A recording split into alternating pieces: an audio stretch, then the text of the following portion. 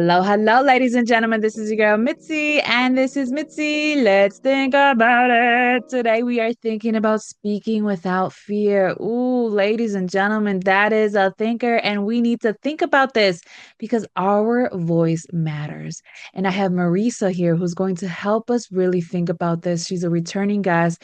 She has such a beautiful mind that she wants to share it with everybody else so that we can continue on thinking, right? So, thank you so much, Marisa, for coming on to my show again, sharing your time, your perspective on this beautiful topic. Let's just dive right in. When you hear the words speaking without fear, what does that make you think about? That's a great question. And a lot of times people think speaking without fear, excuse me, means that you actually don't have any fear. Mm. But that's actually not the truth. The truth is you might still have fear, especially when you're just starting to share your voice in the world, or even just in a small way with family and friends. But the key is about not letting the fear stop you from speaking your truth. And so Exactly. it's not having the fear of speaking regardless of any anxiety or fear you might actually be feeling on the inside. You don't let that stop you from sharing what you want to share and from having the boundaries that you want for yourself to protect yourself and just to honor yourself. Yeah, and I think that's the hardest part is just knowing how to protect ourselves while also expressing ourselves. So, in your opinion, what causes people to really step out into fear, you know what I mean, and into the unknown and to really voice themselves? Let me just make sure I understand your question. So you want me to share when somebody's ready to speak out, what would Yes. help them to do that, not when they're stuck. Okay, perfect. Well, a lot of times for me, it happened when I was actually in my early 20s. I'll just share, I had a situation where I realized that I was shut down and I wasn't speaking my truth. But because of that, I had shut down in every area of my life. And so I went to some counseling and I realized that if I wasn't willing to step out of my comfort zone, I was going to be stuck in that place forever. And I didn't Wow. want to be there. So I had that internal drive and desire to have a better life, to feel happier and more fulfilled. And I felt that in my early 20s. So it's different for everybody what might call them or inspire them to speak out no matter what. For some, it could even be just survival, right? It can be different Mhm. reasons, but it's really what I love to share is it's really a great idea even before you start speaking out and speaking with your voice to do some inner healing work first, because that's going to give you the confidence and the strength to stand in your power, even against disapproval from others or attack from others. You'll be able to actually stand powerfully and lovingly. And that's the key Mm. because many times when people first start speaking out, it's out of anger and out of resentment and out of, I've had enough. And it's with that, that Absolutely. energy that pushes Yeah. people. But when we can stand in our truth and communicate it from the heart in the face of anything, Yeah. that's real power. Yes, I love that. I love the fact that you stated standing in your truth. Ooh, that's such a beautiful statement because I would like to know what identifies as standing in your truth? How does someone know that they're standing in their truth versus standing in their fear or standing in their anger, like you were talking about earlier? How do we identify that? It's being able to connect with your feelings, right? Being able Mm. to own them because that was something that I was completely disconnected from. So I had no sense of it. So once I became connected, I knew when I was just keeping quiet to not rock the boat, keeping quiet out of fear of causing conflict or fear of being attacked or judged or criticized.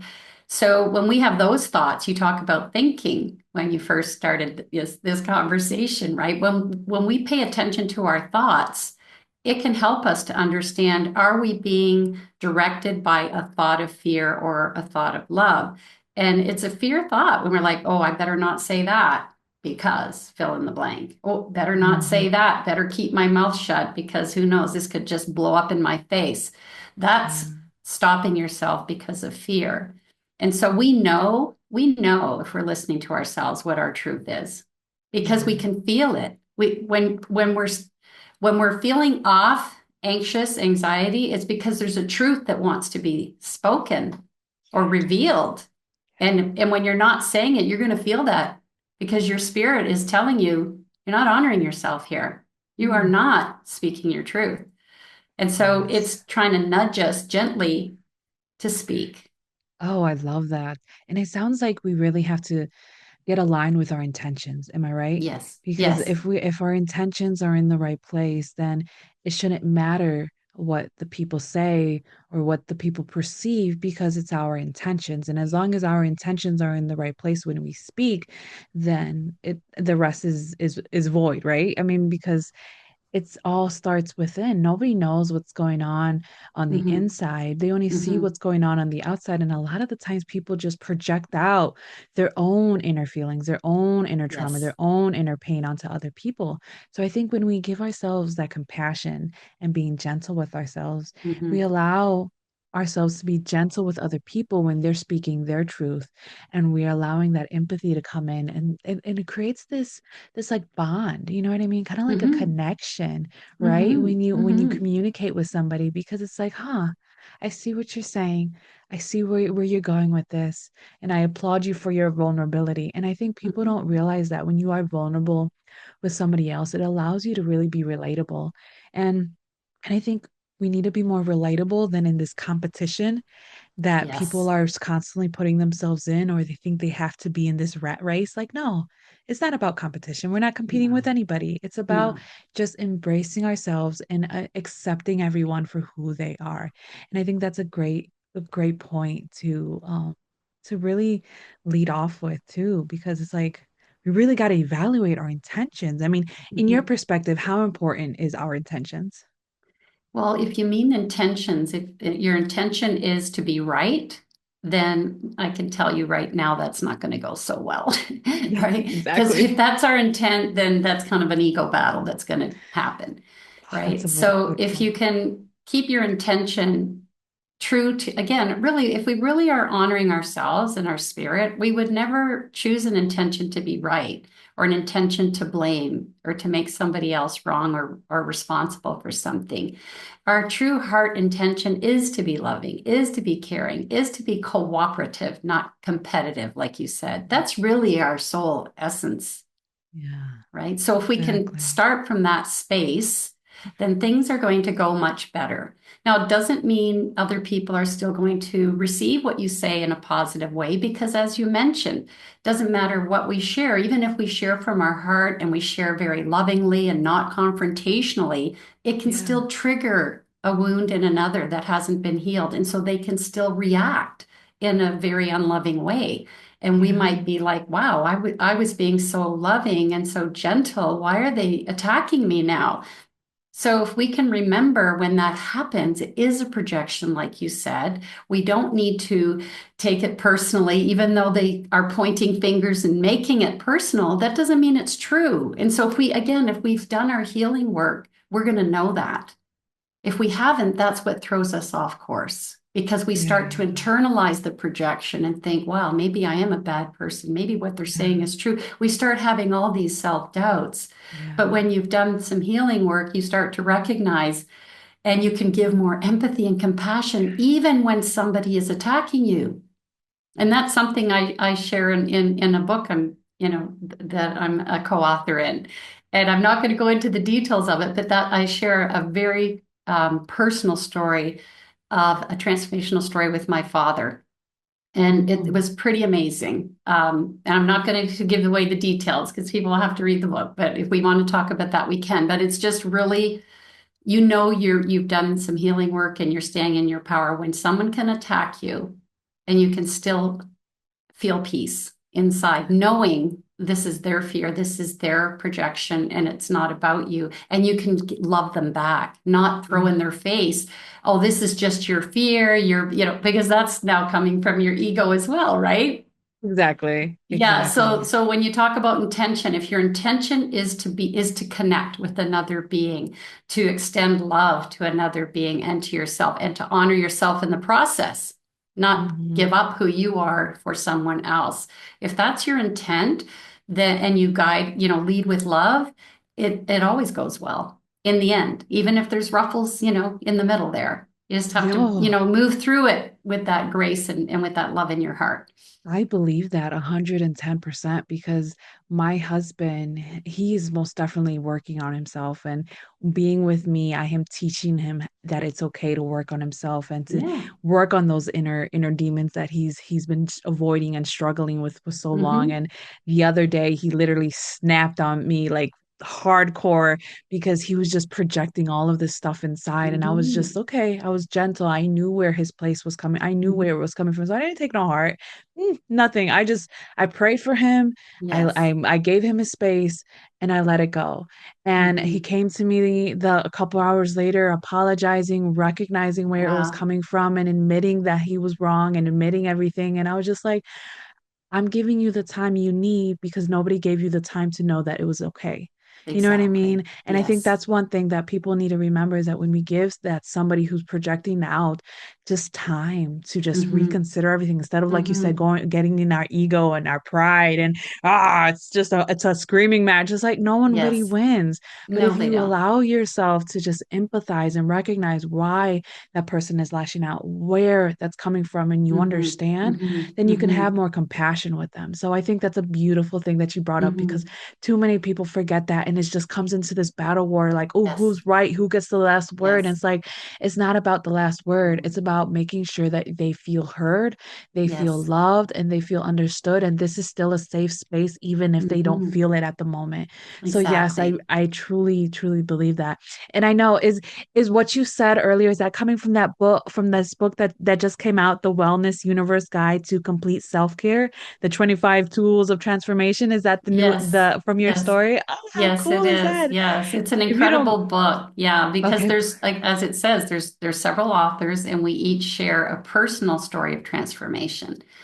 And Oh, so, and we provide a tool that can support the reader in experiencing a transformation as well. And the stories are absolutely amazing. And my chapter is called Speaking Without Fear, Release Past Wounds and Create Healthy Boundaries. And as I alluded to earlier, the story I share is a very powerful story about a transformation in my relationship with my father, because I had an abusive past. And so it's very, very powerful because some people think, if you had an abuser in your life, then you can forgive and forget, but not be in a relationship with them. And sometimes that is necessary. It depends on the circumstances, right? If it's for your safety, absolutely.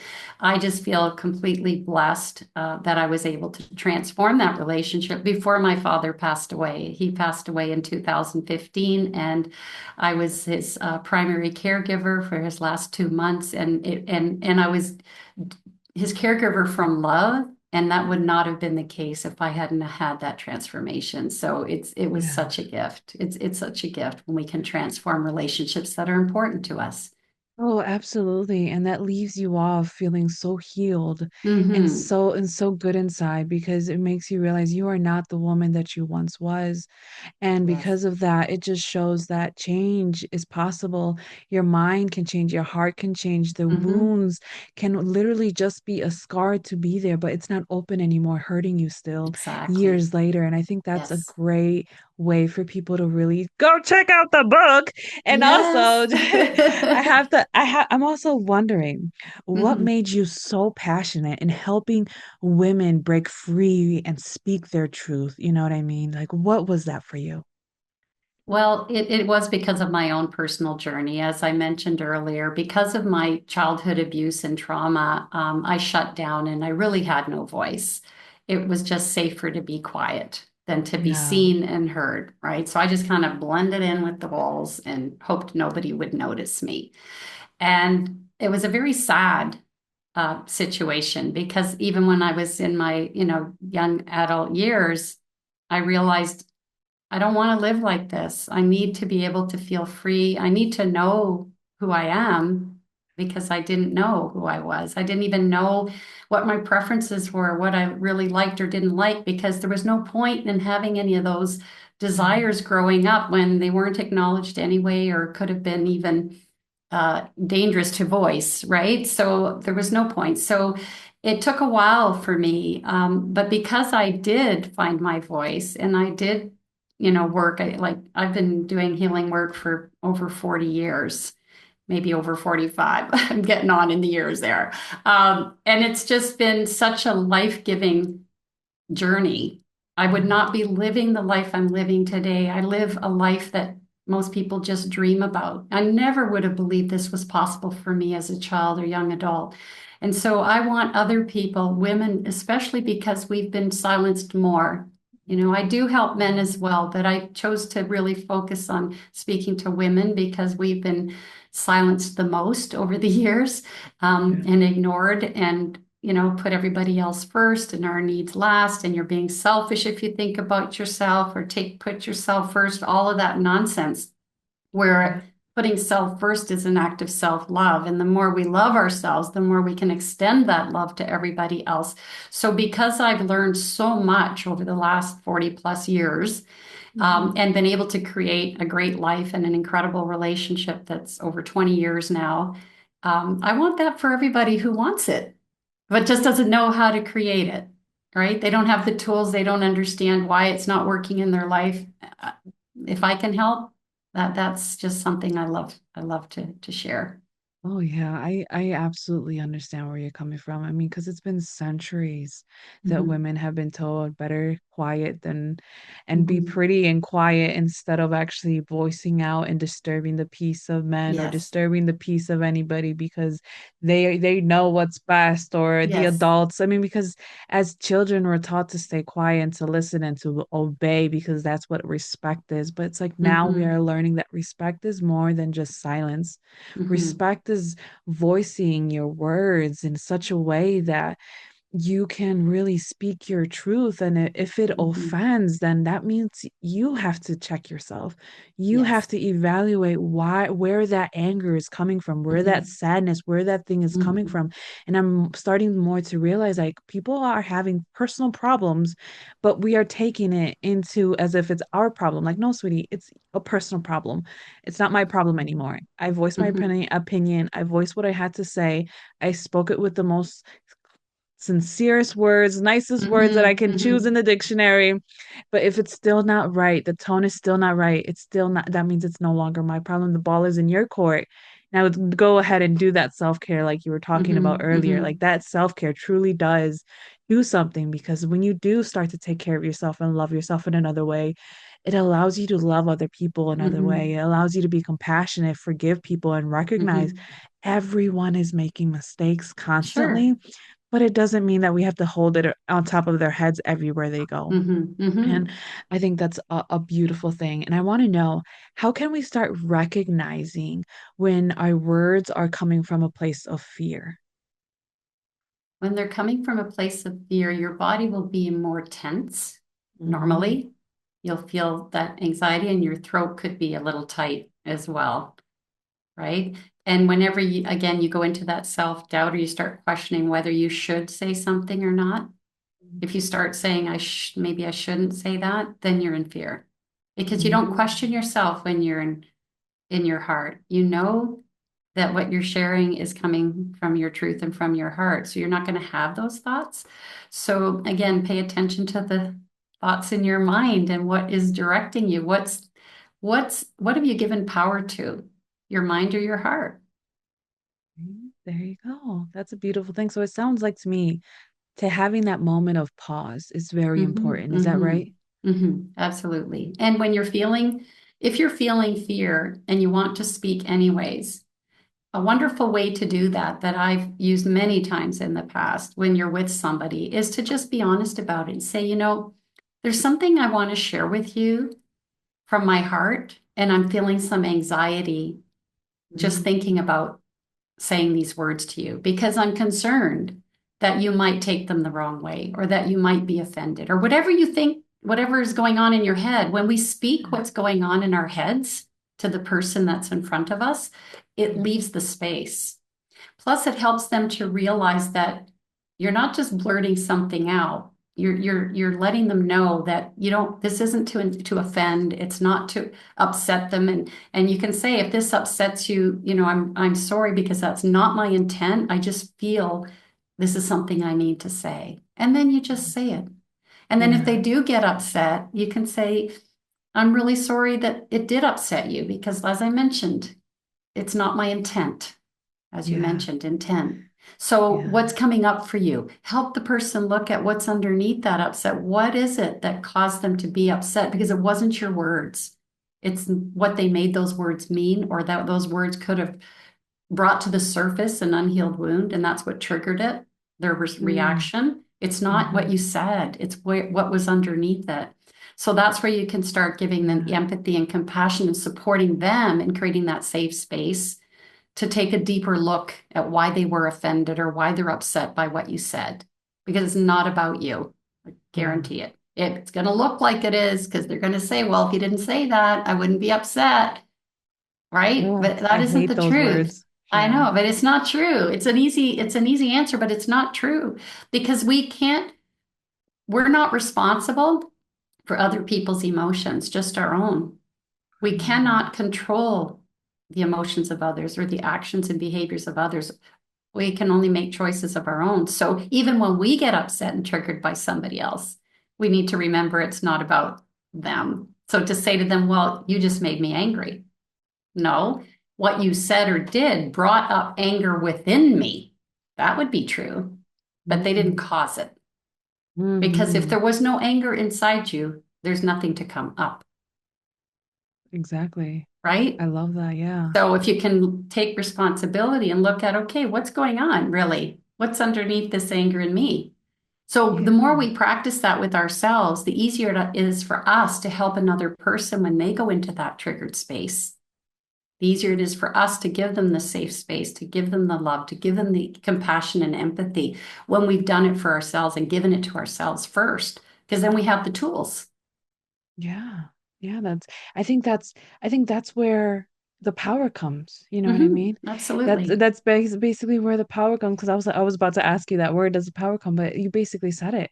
It Yeah. comes from that place of just knowing Yes. that it's not has nothing to do with you. As long as you are working within yourself and doing your self-care, Hmm. doing that inner healing, Hmm. do revealing all of those bats and cobwebs inside our Yes. hearts and minds and Yes. cleaning it out, doing that spring cleaning inside, then we Yes. can really gain that power back because we know where our words are coming from. We know Yes. where it's where everything is coming from. You have this Hmm. underlying understanding, and when you take that time to be like, "Ooh, I'm feeling angry. Why am I feeling angry? Let me sit with this. Let me write this down." If you can't Yes. actually at the moment evaluate it, you can Hmm. do it in your quiet time. Write it down in Hmm. a notebook, Hmm. write it down in some stickies, something so that you can look back and reflect like, oh, so and so made me upset and she said this.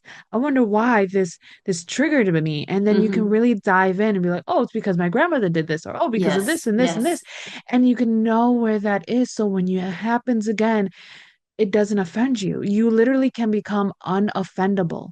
So Yes. and people don't realize that. And it's funny because Yes. I was watching a something where somebody was like, is it weird that somebody can get mad at you for not being mad? And Yes. somebody was like, yes, that is weird. And it's like because if I'm not mad, then you shouldn't be mad at me for not being mad. You should be Yes. happy for me knowing that I have that inner peace or that inner understanding that it has nothing to do with me. It's something to do with that person inside. And I think the fact that people are so disconnected with themselves or that just Hmm. understanding or they were never taught because this Yes. is not something that a lot of people were taught. So if Exactly. you were never taught, you're never going to understand that concept. Hmm. But it's like I Hmm. think we owe ourselves that knowledge. We owe Hmm. ourselves to dive in and to know more within ourselves. So I think just doing that inner work gives us that platform that Hmm. it is okay, so Hmm. that is truly something interesting. So I have to ask you, what is something, three things that you're grateful for?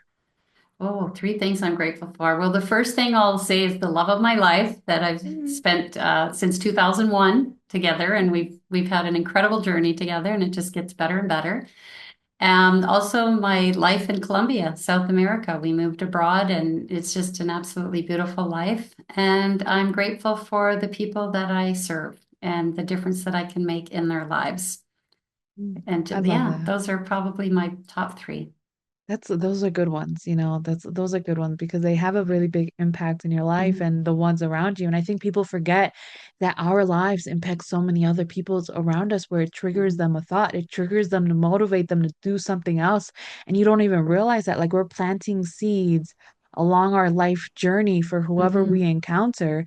And it makes a big impact on what we do, what we say, and how we handle ourselves. And it's bringing back our accountability.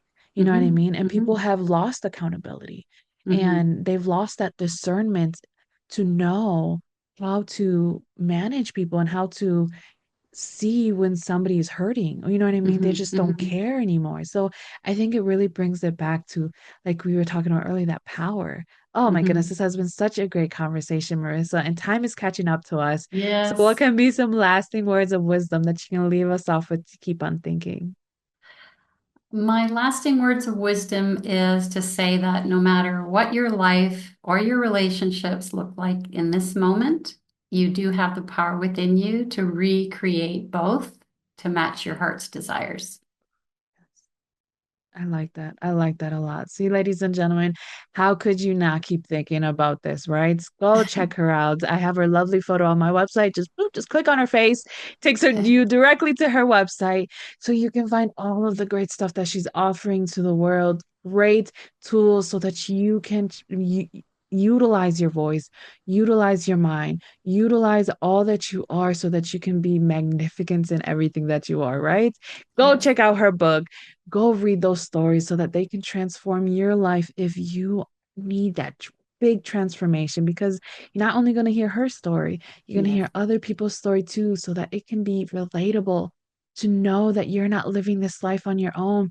You're not the only one that has felt pain. You're not the only one that has scars that feel unable to heal when in reality they are healable.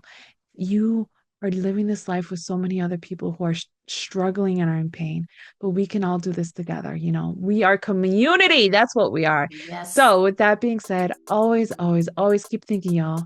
Bye.